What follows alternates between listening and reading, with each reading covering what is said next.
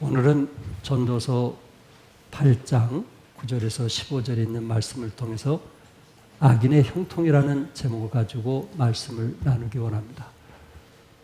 특별히 전도서 1장 1절에 보면은 다윗의 아들 예루살렘 왕 전도자의 말씀이라. 다윗의 아들이 누굴까요? 솔로몬이죠.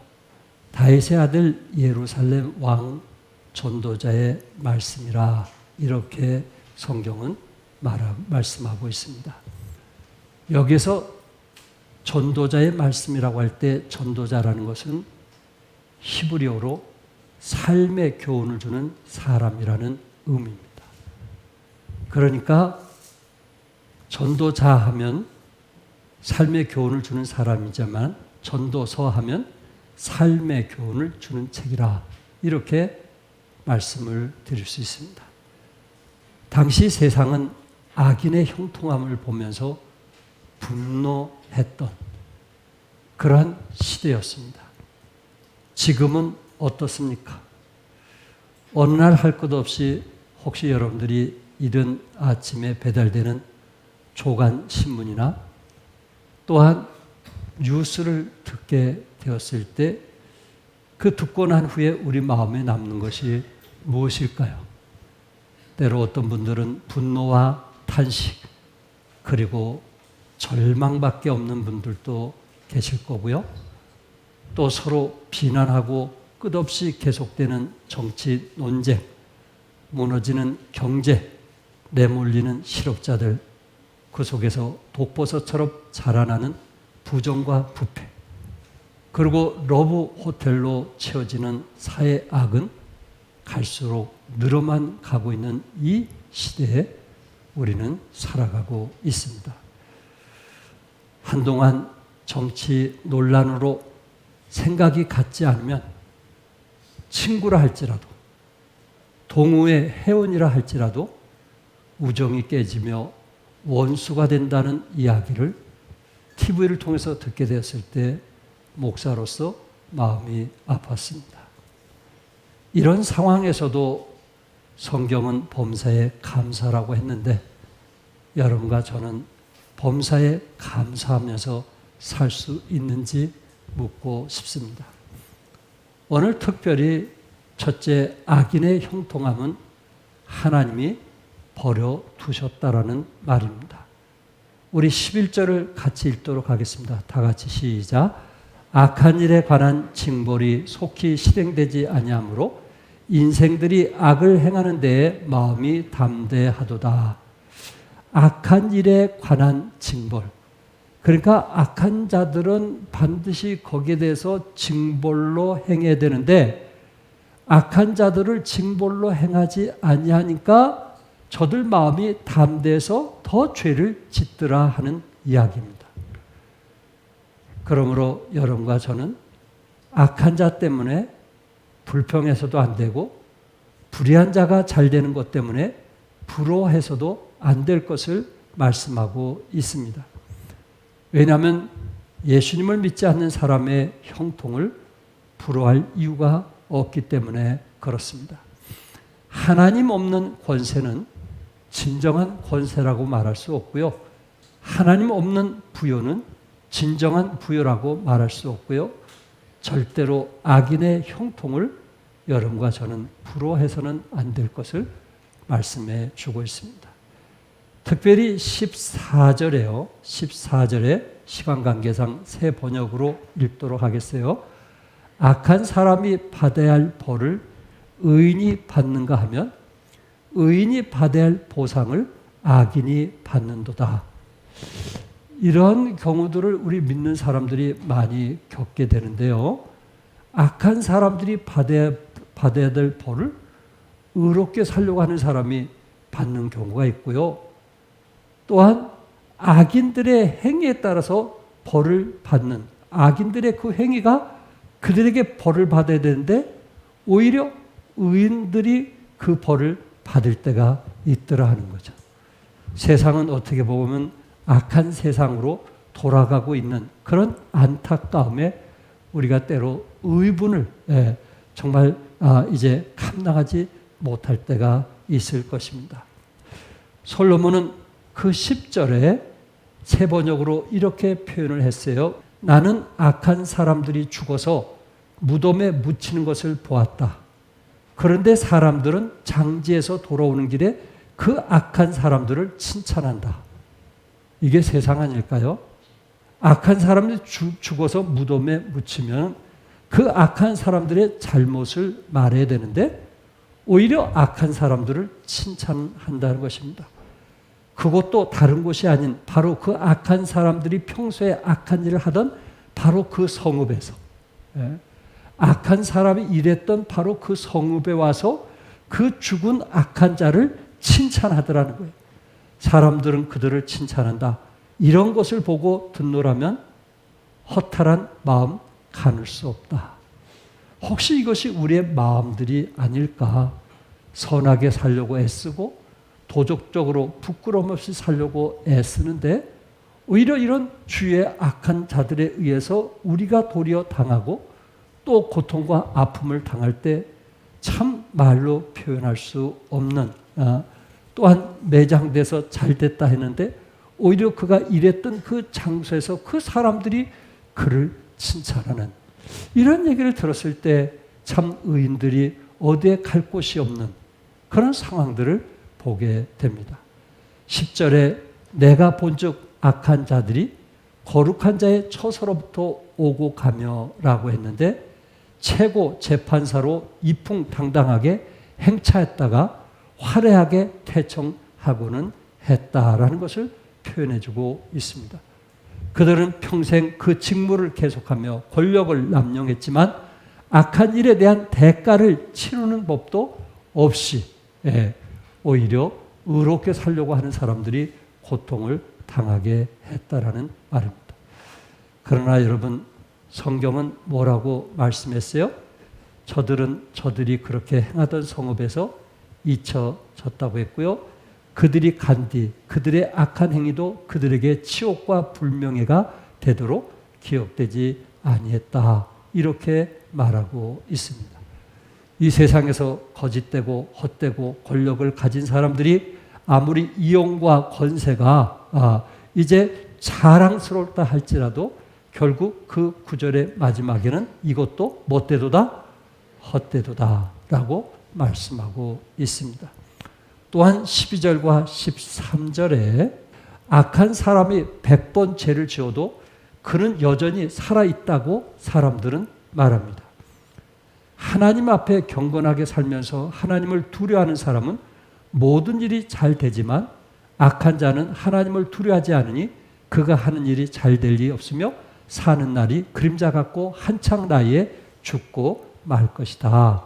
이렇게 이제 번역을 했습니다. 우리 그리스도인들이 세상을 살아가면서 이 불합리적인 이런 세상을 볼 때 때로 화가 나기도 하고 때로 잠을 못 이룰 때가 많이 있을 것입니다. 오히려 믿지 않는 사람들이 여러분들보다 열심히 일하지 않는데 오히려 잘 살고 잘 먹고 잘 누릴 때 참 세상 더럽다 하고 침을 뱉는 그런 상황도 있을 수 있을 것입니다. 바로 하박국 선지자가 그랬습니다. 하박국 1장 2절에 여호와여 내가 부르짖어도 주께서 듣지 아니하시니 어느 때까지니까. 내가 하나님께 정말 백성들의 고통을 보면서 하나님께 부르짖었는데 어느 때까지 이 부르짖어야 됩니까? 1장 3절에 어째여 내게 죄악을 보게 하시며 패역을 눈으로 보게 하시나이까. 하박국 선지자는 어째여 내게 죄악을 보게 하시며 패역을 눈으로 보게 하시나이까 하면서 하나님께 부르짖었던 사람이 선지자였습니다. 구체적으로 하박국 선지자는 3장 16절에 이렇게 말합니다. 내가 들었으므로 악한 자들이 잘 된다든지 이스라엘 백성들이 우상 숭배를 해서 결국은 바벨론이 쳐들어온다는, 그래서 이스라엘 백성들이 한순간 몰살당하는 그 얘기를 들었으므로 내 창자가 흔들렸고 그 목소리로 말미암아 내 입술이 떨렸도다.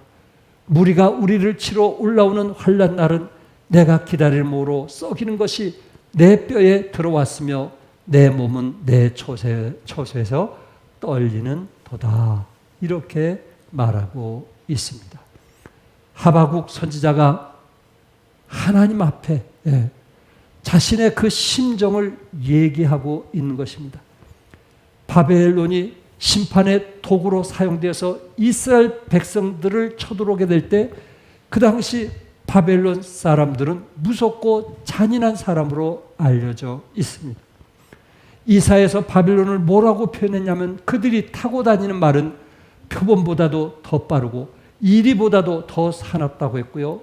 바벨론의 기병들이 곧 유다를 침몰하게 올 것이라는 것을 하박국 선지자는 들으면서 대항할 수 없는 그런 자신, 어떻게 싸움해 볼 수 없는 그 자신을 보면서 두려워했고 입술이 떨렸고 몸에 있는 창자가 뒤틀리며 온몸에 뼈마디가 썩어 문드러지는 듯한 아픔이 있었다고 하박국 선지자는 3장 16절에 그렇게 고백하고 있습니다.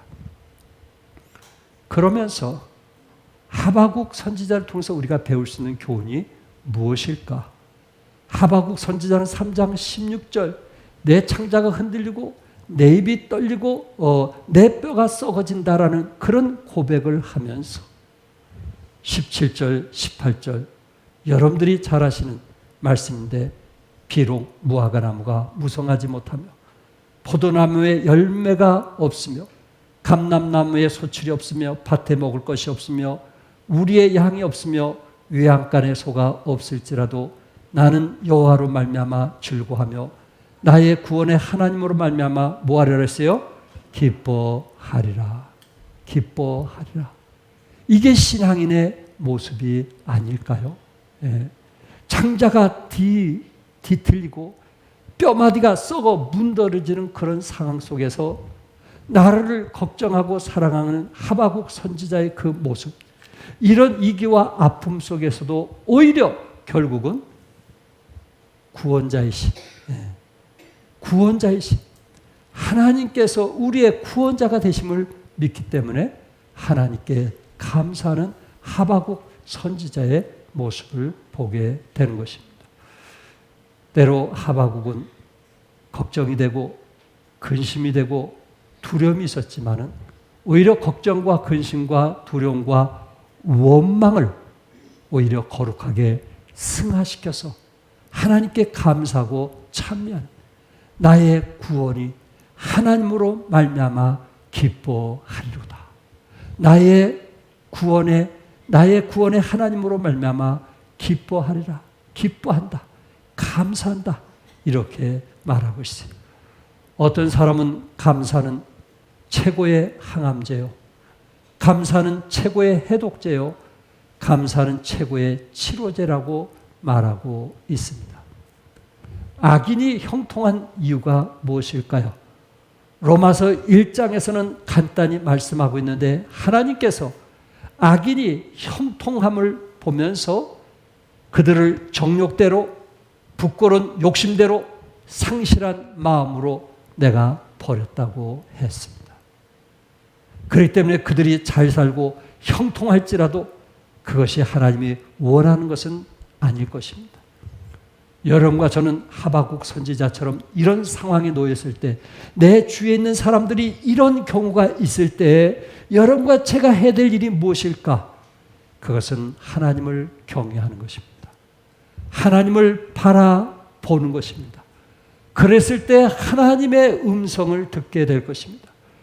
갈라디아서 6장 9절에 우리가 선을 행하되 뭐하지 말지니 낙심하지 말지니 피곤하지 아니하면 때가 이름에 거두리라고 약속했습니다. 피곤하지 않으면 때가 이름에 반드시 뭐하리라고요? 거두리라. 이것을 다른 성경에서는 지쳐서 넘어지지 않으면 거두리라. 성도 여러분, 넘어지지 않기를 바랍니다. 포기하지 않기를 바랍니다. 하나님께서 여러분에게 사시는 날 동안 하나님이 반드시 여러분에게 옳은 것을 보여줄 것입니다. 소망을 가진 사람의 특징이 무엇일까요? 하나님을 바라보는 사람의 특징이 무엇일까요? 그것은 인내하는 것입니다. 여러분과 제가 그리스도를 바라보면 그리스도를 닮게 되고 그리스도를 닮게 된 사람은 어떤 상황이라든지 하박국 선지처럼 포기하거나 낙심하거나 실망하지 아니하고 하나님을 바라보면서 인내하게 될 것입니다. 결국 하박국 선지자는 하박국 2장 3절에서 비록 더딜지라도 기다리라. 여러분과 제가 생각하기를 비록 더딜지라도 뭐하라? 기다리라. 아멘요? 내가 생각해 내가 좀 급해서 그렇지 비록 더딜지라도 기다리라. 지체되지 않고 반드시 응하리라. 우리 하나님은 지체되지 않고 지금 응하기 위해서 어떻게 보면 달려오시고 계시는 것입니다. 그러므로 여러분과 제가 비록 더딜지라도 기다리십시오. 하나님은 살아계십니다. 하나님은 능력이 많으십니다.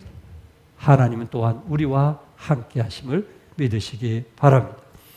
두 번째, 악인의 형통함은 하나님의 진노를 여기서 말씀하고 있습니다. 악인의 형통함이 어떻게 하나님의 진노가 될까요? 첫 번째, 악인들은 희락이 없습니다. 모으기에 바빠서 기쁨과 참된 만족이 없다는 것입니다. 15절에 이에 내가 희락을 찬양하노니 이는 사람이 먹고 마시고 즐거워하는 것보다 더 나은 것이 해아래는 없습니다. 하나님이 사람을 해아래서 살게 하신 날 동안 수고하는 일 중에 그러한 일이 그와 함께 있을 것이니라. 하나님이 여러분과 저에게 주신 그 분복이 기쁨입니다. 희락입니다. 그런데 악인에게는 뭐가 없어요? 희락과 기쁨이 없다고 했어요. 사도 바울은 환난 중에도 뭐 했습니까? 기뻐했어요. 환난이 유익을 주는 것을 믿기에 즐거워했다는 거예요.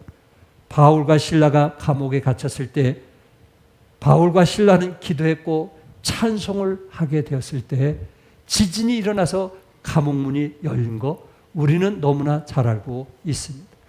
오늘 본문을 통해서 먹고 마시고 즐기자라는 불신앙적인 쾌락주의 철학이 아니라는 것입니다. 오히려 그것은 삶을 하나님의 선물로 받아들이고 하나님이 우리에게 누리도록 모든 것을 후히 주시는 분인 것을 알고 하나님의 자녀로서 적극적인 신앙관을 가지라는 것입니다. 가지고 있지 않는 것에 대하여 불평하는 대신 우리는 가지고 있는 것에 대해서 감사하면서 먹고 마시고 즐기며 하나님께서 주신 선물을 누리시기 바랍니다. 두 번째, 악인들은요 안식이 없습니다.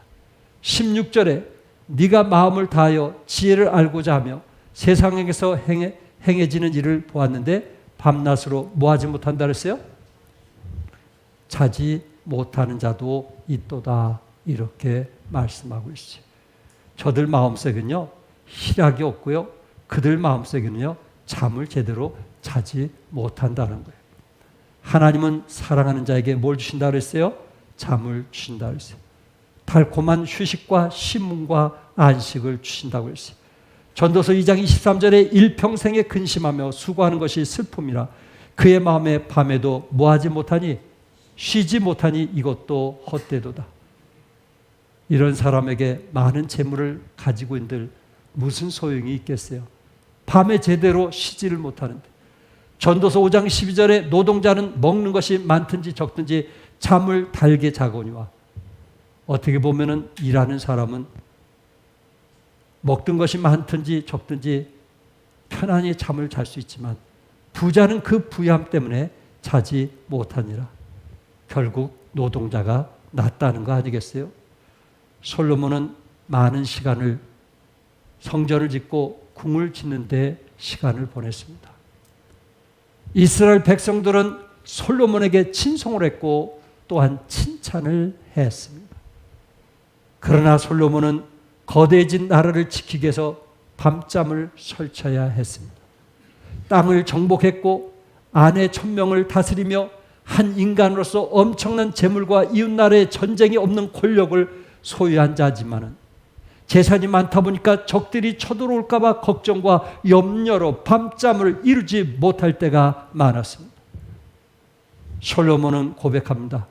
노동자는 있는 것에 관계없이 잠을 달게 자지만 부자는, 나처럼 부유한 사람은 그 부유함 때문에 자지 못한다고 고백하고 있는 것입니다. 이미 고인이 되신 전두환 전 대통령의 부인 이순자 씨는 대통령 재임 시에도 잠을 이루지 못했다고 합니다.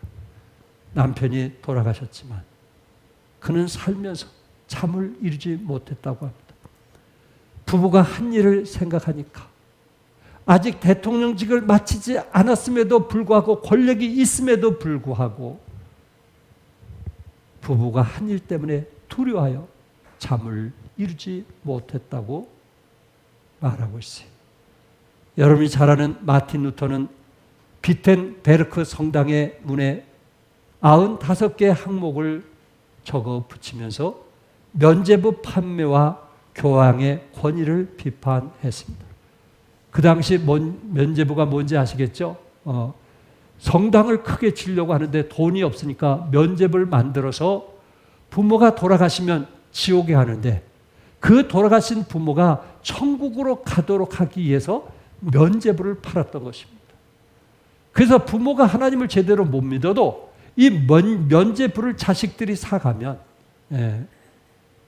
또한 사가면 결국은 천국에 갈 수 있다라는 이야기입니다. 49제를 드리면 지옥에 가던 사람도 천국에 갈 수 있으니 49제를 드리라고 합니다. 이처럼 마틴 루터는 이런 상황에 있을 때 독일어로 번역하여 전국에 알게 되었고, 새로운 신앙 운동의 시작을 알게 되었습니다. 마틴 루터를 통해서 그동안 제한되었던 예배를 드린 이제 천주교에 오히려 성경을 독일어 번역해서 일반 성도들도 읽을 수 있도록 만들었던 엄청난 일을 했던 사람입니다. 그런데 어느 날 교황과 싸운다는 것이 한순간 두려움이 있게 되었고 마음의 걱정과 염려가 되었다고 합니다. 그러면서 자신이 잠을 못 이루는 자신의 모습을 보면서 이렇게 자기 입으로 읊조립니다. 이 일은 자신의 일도 아니고 자신이 할 수 있는 일도 아니라는 것입니다. 그렇죠? 여러분이 할 수 있는 일이 있고 할 수 없는 일이 있어요. 이 일은 자신의 일도 아니고 자신이 할 수 있는 일도 아니다. 종교개혁은 하나님의 일이었으며 하나님만이 하실 수 있는 일이었다. 그는 잠들기 전에 이렇게 기도했다고 합니다. 개혁은 내가 할 일이 아니라 하나님의 일입니다. 그러니 하나님이 일을 해하시리라고 믿습니다. 하고 그 무거운 짐을 누구에게 맡겼어요? 하나님께 맡기고 깊은 잠을 들었다고 합니다. 혹시 잠 못 드신 분 계세요? 우리가 할 수 없는 일들을 왜 걱정하고 염려하십니까? 그것은 하나님께 맡기십시오. 잠이라도 깊이 주무시기 바랍니다. 세 번째, 악인은 결국 망하기 때문에 그렇습니다.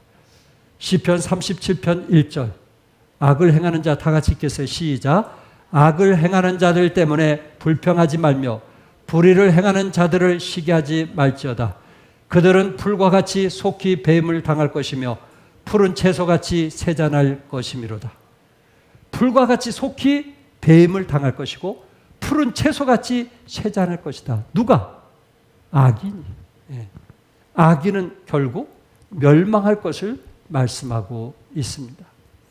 전도서 8장 8절에 바람을 주장하여 바람을 움직이게 할 사람도 없고 죽는 날을 주장할 사람도 없으며 전쟁할 때를 모면할 사람도 없으니 악이 그의 주민들을 건져낼 수는 없느니라, 이렇게 말하고 있어요. 어떻게 보면 여러분과 저도 바람을 주장하여 바람을 움직일 수도 없고 죽는 날을 주장하여 죽을 수도 없고 전쟁할 때 모면할 사람도 없는 그런 연약한 사람입니다. 결국 생사화복은 하나님 손안에 있는데 하나님께서 악한 자들 풀과 같이 속히 베일 것이요 푸른 채소같이 세잔하게 하겠다고 약속을 해 주었습니다. 여러분, 캄보디아의 폴포드라는 사람은 잘 알 것입니다. 이분이 바로 킬링 필드에서 200만 명을 학살한 그런 사람이었습니다. 프랑스에서 유학하면서 신지식을 배우면서 자신이 세운 가상으로 꾸며진 허황된 시나리오를 바탕으로 한 유토피아를 조국 캄보디아에 건설하고자 마음을 먹고 뜻이 맞는 유학파 몇 명과 함께 조국으로 돌아왔습니다. 정부군과 반란군의 대결에서 우세를 차지하자 지식인 종교인, 정당인들을 무참히 잡아서 학살을 했던 것입니다. 안경을 낀 지식인처럼 보였던 사람은 모두 다 죽였다는 이야기를 그곳에 가서 직접 저는 들었습니다. 살인마를 결국 감옥에 가뒀지만은 73세에 심장마비로 죽었습니다. 악인의 형통은 저주인 것입니다. 캄보디아에서 이용국 목사님 부부와 함께 갔었는데 차경희 사모님이 그 모습을 보면서 킬링필드에서 오해를 했던 적도 있었습니다. 이런 곳에 김정동 선교사님이 가셔서 캄보디아를 킬링필드가 아닌 힐링필드로 변화하기 위해서 복음을 전하고 있습니다. 세 번째, 의인의 고난은 하나님의 축복입니다. 여러분과 제가 혹시 고난 받는다 생각한다면 그것은 하나님의 뭐라고요? 축복입니다. 12절, 13절 우리 다 같이 읽겠어요. 다 같이 시작. 죄인은 백범이나 악을 행하고도 장수하거니와 또한 내가 아노니 하나님을 경외하여 그를 경외하는 자들은 잘 될 것이요 악인은 잘 되지 못하며 장수하지 못하고 그날이 그림자와 같으리니 이는 하나님을 경외하지 아니함이라. 하나님을 경외하지 않는 악인은 잘 되고 형통한 것 같지만 결코 그날은 그림자와 같다고 했습니다. 그렇다면 믿는 사람들이 우리 주위의 악인들이 잘 되고 형통한 모습을 보면서 고난을 당하는데 그 고난이 왜 우리에게 축복일까? 세 가지 말씀을 드리기 원합니다. 첫째, 우리는 고난 속에 깊이 생각할 수 있다는 것입니다. 파스칼은 사람은 생각하는 갈대다고 했어요. 갈대는 약한 것을 상징합니다. 인간은 사실 갈대처럼 약합니다. 그러나 인간은 고난이 올 때 깊이 생각할 수 있는 존재라는 것입니다. 고난이 반드시 죄의 값은 아니지만 고난 가운데 나 자신의 심령을 하나님 앞에서 깊이 살피며 우리의 죄를 주님 앞에 낱낱이 고하고 더욱더 거룩하고 의미 있는 삶을 살 수 있다라는 말입니다. 두 번째, 고난이 우리에게 유익한 것은 우리의 인격이 빚어지기 때문에 그렇습니다. 훌륭하고 고상한 인격은 저절로 되는 것이 아닙니다. 안일한 생활 속에서 이루어진 것이 아니라는 말입니다. 로마서 5장 3절과 4절에 우리가 환난 중에도 즐거워하나니 이는 환난은 인내를, 인내는 연단을, 연단은 소망을 이룰 줄 알미라. 여러분과 제가 하나님을 바라볼 수 있는 그 소망은 환난 속에서 얻는 것입니다. 연단되어 보배롭게 될 것이고 연단되어 고상한 품격을 갖게 될 것입니다. 사도 바울은 몸의 가시를 통해서 인격적으로 성숙해졌습니다. 요셉도 고난을 통해서, 다니엘도, 그의 세 친구 사드락, 메삭, 아벳느고도 고난을 통해서 인격적으로 승화된 것을 우리는 알고 있습니다. 인류 역사 위에 남아있는 모든 위대한 유산은 이런 고난을 통해서 이루어진 산물이라고 한 역사가는 말하고 있습니다. 그 중에 악성, 음악의 성인을 악성이라고 하는데 악성 베토벤은 도중에 청각 장애인이 되었습니다. 그럼에도 불구하고 그는 낙심하거나 포기하지 않았습니다. 작곡하기 위해서는 음악을 들을 수 있어야 되는데 그는 더 이상 듣지 못하는 속에서 신령한 기로 하늘의 음악을 들으면서 작곡을 했습니다. 그 작곡이 교향곡 9번 환희의 창가입니다. 그의 고난이 오히려 그에게는 유익했던 것입니다. 자신을 빚어지고 하나님만 바라보게 했던 것입니다. 끝으로 세 번째, 주님을 더욱 의지하게 하는 것입니다. 여러분과 제가 편안할 때 하나님을 의지할까요? 우리가 만약에 더 편안하고 아니하다면은 그 사람은 위의 것보다도 땅의 것을 더 생각하며 살아갈 것입니다.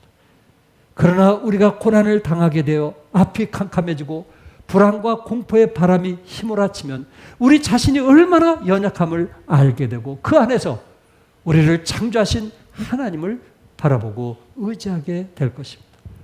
사도 바울은 더 이상 의지할 것이 없을 때 고린도후서 1장 8절에 형제들아 우리가 아시아에서 당한 환난을 너희가 모르기를 원하지 아니하노니 힘에 겹도록 심한 고난을 당하여 살 소망까지 끊어지고 우리는 우리 자신이 사형 선고를 받은 줄을 알았으니 이는 우리로 자기를 의지하지 말고 오직 죽은 자를 다시 살리시는 하나님만 의지하게 하십니다.